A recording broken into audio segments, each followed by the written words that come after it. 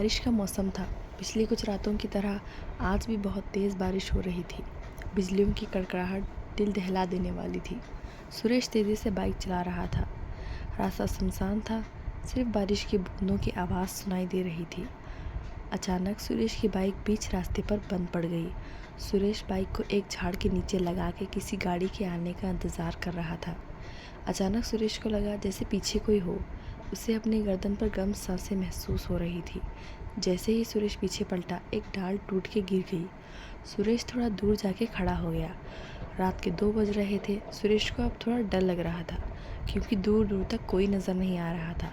सिर्फ अंधेरा और बिजलियों की आवाज़ सुनाई पड़ रही थी। सुरेश किसी गाड़ी के आने का इंतज़ार कर ही रहा था कि पीछे से उसे आवाज़ आई, सुरेश।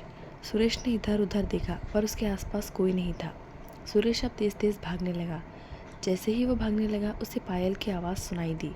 सुरेश भागते भागते अचानक रुक गया। उसे दूर एक औरत खड़ी दिखाई दी, जो लाल साड़ी में खड़ी थी। उसका चेहरा दिखाई नहीं दे रहा था। वो औरत धीरे धीरे सुरेश के पास आ रही थी। अब वो औरत सुरेश के बहुत नज़दीक आ गई थी। जैसे ही उसने अपने चेहरे से बाल हटाए, एक बहुत तेज़ चीख वो रास्ते पर गूंज उठी। औरत के आँख सफ़ेद थे, उसे खून निकल रहा था, उसकी सारा शरीर जला हुआ था। सुरेश ने अपनी आँख बंद कर ली। थोड़ी देर बाद जब उसने आँख खोली तो वो औरत वहाँ नहीं थी। तभी सुरेश को दूर से एक कार आती दिखाई दी। सुरेश ने गाड़ी को हाथ दिखाकर कार रुकवा दी। कार में एक लड़की बैठी थी।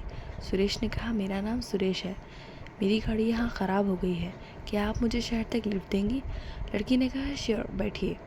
थोड़ी दूर जाने के बाद लड़की ने कहा, क्या आप भूतों में विश्वास करते हैं?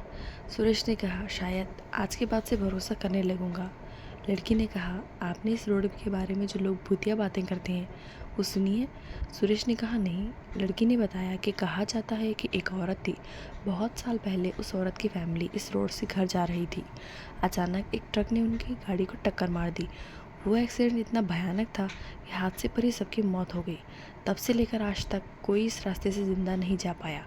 सबकी पहले गाड़ी ख़राब हो जाती है, फिर उन्हें एक लाल साड़ी पहनी हुई औरत दिखती है जिसकी आंखें सफ़ेद होती है। फिर वो लिफ्ट मांगते हैं और एक लड़की उनकी मदद करती है, फिर उनको अपने साथ अपनी दुनिया में ले जाती है। ये सुनते ही सुरेश ने उस लड़की को देखा। वो लड़की और कोई नहीं, वो लाल साड़ी वाली भयानक चुड़ैल है। सुरेश गाड़ी से बाहर निकलना चाहता था, पर उसके हाथ पैर जम गए थे।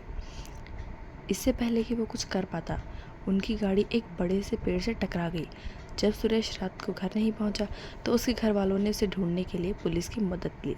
इन्वेस्टिगेशन के बाद पुलिस को सिर्फ सुरेश की बाइक ही मिली। बहुत ढूंढने के बाद भी पुलिस के हाथ कुछ नहीं लगा। सुरेश की फैमिली को आज तक पता नहीं चला कि उसके साथ उस रात क्या हुआ था। गाइस, ऐसी ही और मज़ेदार कहानियाँ सुनने के लिए हमारे चैनल को लाइक और सब्सक्राइब करें और कमेंट करना मत भूलिएगा।